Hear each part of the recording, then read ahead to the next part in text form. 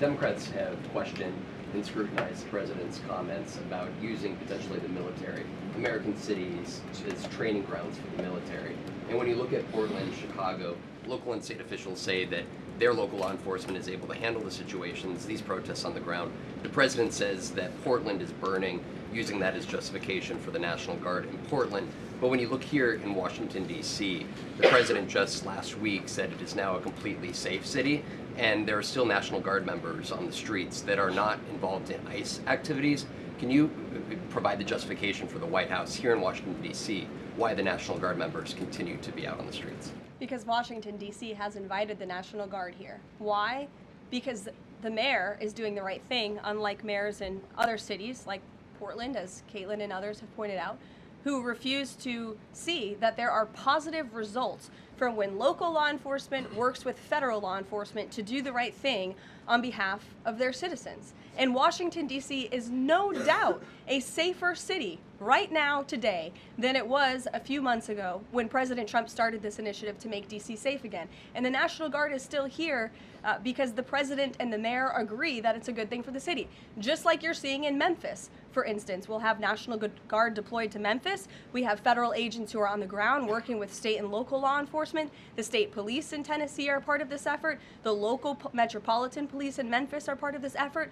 State and local law enforcement and federal law enforcement should be working together. And it's a shame that we see in some cities across the country that their mayors are just simply refusing to cooperate because they don't like Donald Trump. And that's what this boils down to. And I don't think any American would disagree that Chicago needs more law enforcement reinforcements, that they need more resources. Look at this headline from over the weekend. At least 30 people shot during the weekend in Democrat-run Chicago.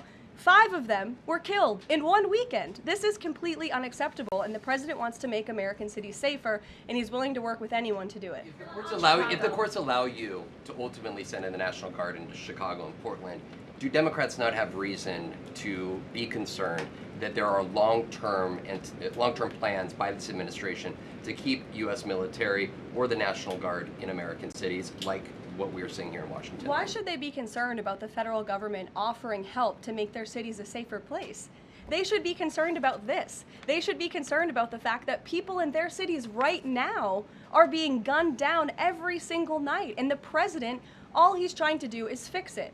And there has been a complete smear campaign by the Democrats and the media, quite frankly. I was reading Political Playbook this morning, one of the most inside the Beltway newsletters you can find. And you guys are framing this like the president wants to take over the American cities with the military. The president wants to help these local leaders who have been completely ineffective in securing their own cities. And we have already seen there's a positive formula for that. Look at Washington, D.C. The murder rate has declined significantly. Our streets are safer. People who live here feel safer. All of you in this room, I know you do, you just won't admit it.